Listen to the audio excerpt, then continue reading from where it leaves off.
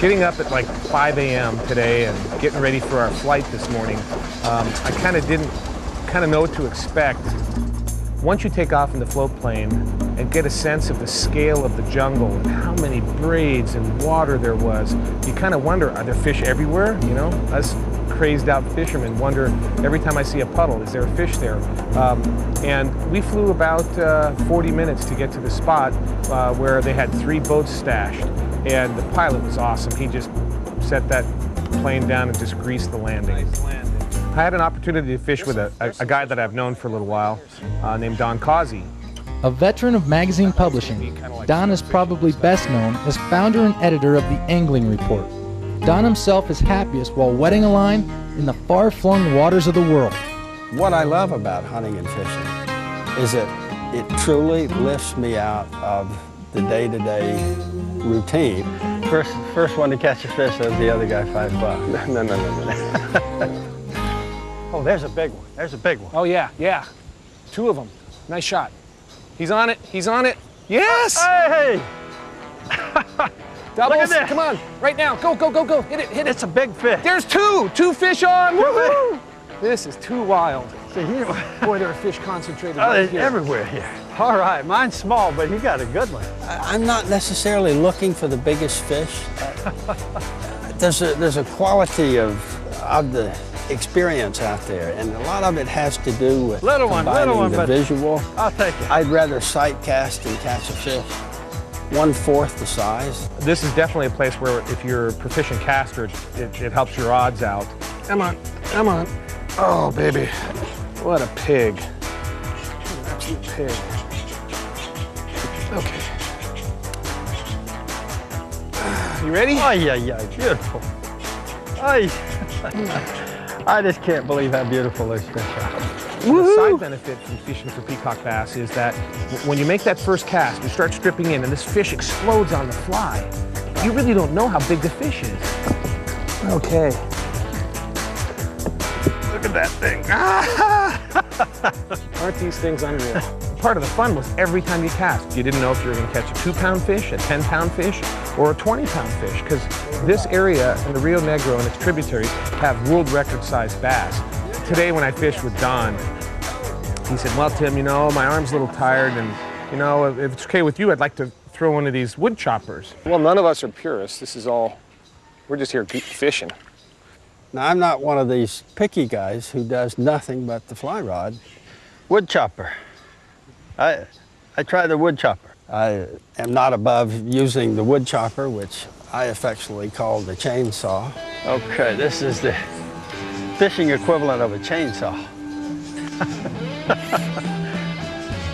Chainsaw massacre here. These things are fishing lures this long with a propeller about that big on the back of it. So he made a few casts with this thing, and it sounded like a nuclear submarine, like surfacing, this bluish and swirling and splashing and this chopping noise. I'll fish whatever makes sense. I love the excitement of a big old peacock coming up on a wood chopper. Ay! Big one? That's a big fish. That is a big one. That's as big a fish as I've looked. Wow.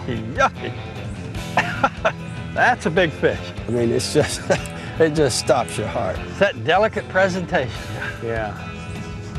This guy's monster. Look at that. Look at that. 12 pounds.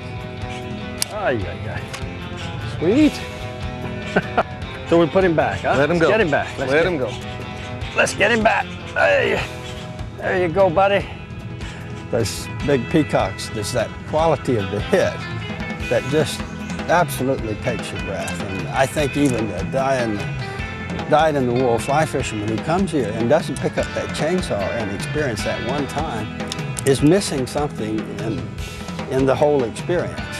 So, you know, I haven't fished with a spinning or casting reel since I was a kid. So I thought, you know, I'm going to give this stuff a try. And I'm sure the guide's like, yeah, this fly dork, what's he going to do? He's going to get a backlash or hit a tree or something.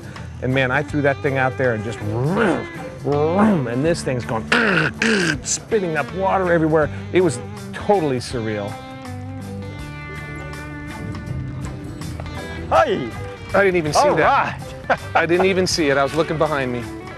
how about that? That's a good one. Wow. That's a good fish. Whoa, no kidding. Oh, that's the biggest one of the day. No way. Ah, big fish, big fish.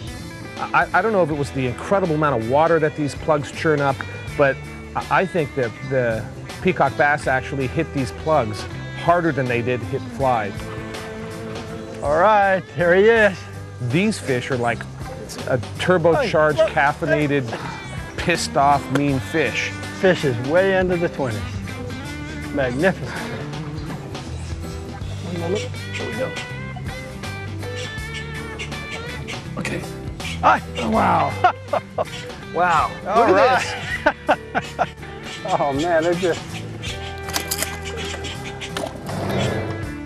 17. How much? 17. Okay.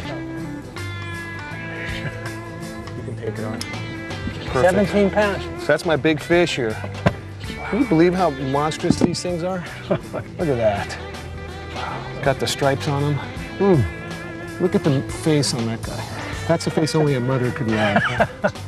Well, what do you say we let this guy go? Let's let him go. Get him back in the Let's water. let him get back healthy. Oh man. So I think these wood choppers are something that, you know, is kind of fun to do, but you don't need wood choppers to actually catch fish here. Well, I think I'm going to wind up being famous as a result of this trip because I'm the guy who got hit right in the head by Tim, and I mean it whacked me. So I thought that like a tree had fallen on my I am head. so sorry. That's all right. Let me see. It's all right. It didn't go in. Tim was saying that on a double haul back cast that those flies are moving, what is it, 230 miles an hour? Well, this one was doing at least that. It was just like a stunning blow. I think it knocked my cat like 30 feet into the water. That's why nobody will fish with me. I keep hitting him in the head. Oh man, I'm so sorry. That's all right. It didn't hurt, it just shocking, you know.